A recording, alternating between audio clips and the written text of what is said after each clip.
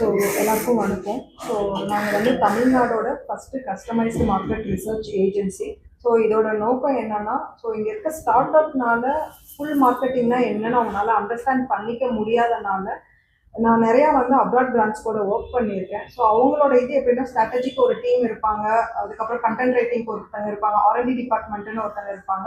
So அதுக்கப்புறம் தான் அவங்க மார்க்கெட்டிங் ஸ்டார்ட் பண்ணுவாங்க. பட் இங்கே இருக்க நிறைய ஸ்டார்ட் அப் பிராண்ட்ஸ் வந்துட்டு அந்த மாதிரி ஒரு ஸ்பெண்டிங் கெப்பாசிட்டி இல்லாதனால அவங்களால அஃபோர்டபுளும் பண்ண முடியாதனால ஸோ அந்த ஒரு பர்டிகுலர் ஒரு பிளாட்ஃபார்மை வந்து ஸ்டுடியோ ஃபோர்ஜ் வந்து இன்ட்ரடியூஸ் பண்ணணும்னு நினைச்சோம். ஸோ இந்த மீட் வந்து பார்த்தீங்கன்னா இந்த லாஸ்ட் 6 மந்த்தில் வந்துட்டு வி ஹாவ் அரௌண்ட் 1500 கிளைண்ட்ஸ் வந்து நாங்கள் ஒர்க் பண்ணியிருக்கோம். ஸோ இதில் எல்லாமே ஸ்டார்ட் அப்ஸ். ஸோ அவங்க எல்லாத்துக்குமே வந்து ஒரு அஃபோர்டபுளாக மார்க்கெட் ரிசர்ச் கொடுக்கணுங்கிறது தான் எங்கள் கம்பெனியோட நோக்கம். இங்கே வந்திருக்கவங்க எல்லாமே எங்களோட கிளைண்ட்ஸ், அவங்களோட எக்ஸ்பீரியன்ஸை இங்கே ஷேர் பண்ணணுங்கிறதுக்காக இன்வைட் பண்ணிக்கிறோம்.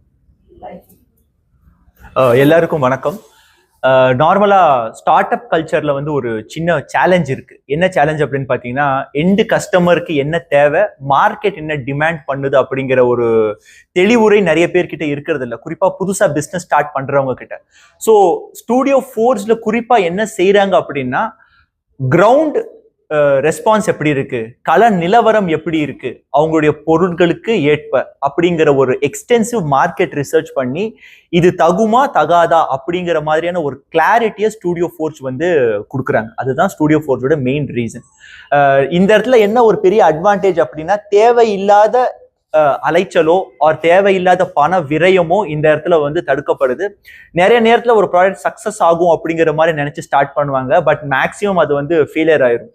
அந்த ப்ராடக்ட் சக்சஸ் ஆகுமா ஆகாதா, அந்த ப்ராடக்ட்க்கு மார்க்கெட்ல நிஜமாவே டிமாண்ட் இருக்கா இல்லையா அப்படிங்கிறத மார்க்கெட் ரிசர்ச் மூலியமா ரொம்ப சிம்பிளிஃபைடா ரியல் லைஃப் ஃபீட்பேக்ஸோட எக்ஸ்பிளைன் பண்றது தான் வந்து ஒரு சர்வீஸ் கொடுக்கறது தான் ஸ்டுடியோ ஃபோர்ஜ். அண்ட் நாங்க இவங்க கூட சேல்ஸ் ப்ராசஸ்க்காக அசோசியேட் ஆயிருக்கும் ஸ்டுடியோ ஃபோர்ஜ் கூட. ஸோ யூல் ஸ்டார்ட் நியூ இந்த இதுக்கப்புறம் ஒரு நியூ பிளான் ஒன்று ஸ்டார்ட் பண்ணியிருக்கோம். It's kind of the retention marketing. So இப்போ எல்லாருமே நியூ ஆடியன்ஸை தேடி போகிறாங்க. ஸோ எங்களோட இது என்ன ஃபோக்கஸ் பண்ணுறோன்னா, எக்ஸிஸ்டிங் ஆடியன்ஸ் எப்படி வந்து நம்ம கவர் அப் பண்ணுங்கிற ஒரு சேல்ஸ் ஸ்ட்ராட்டஜிஸை வந்து நாங்கள் பில்ட் பண்ணி கொடுக்கறதுல இப்போ ஃபர்தராக நாங்கள் ஃபோக்கஸ் பண்ண போகிறோம் ஃபியூச்சரில்.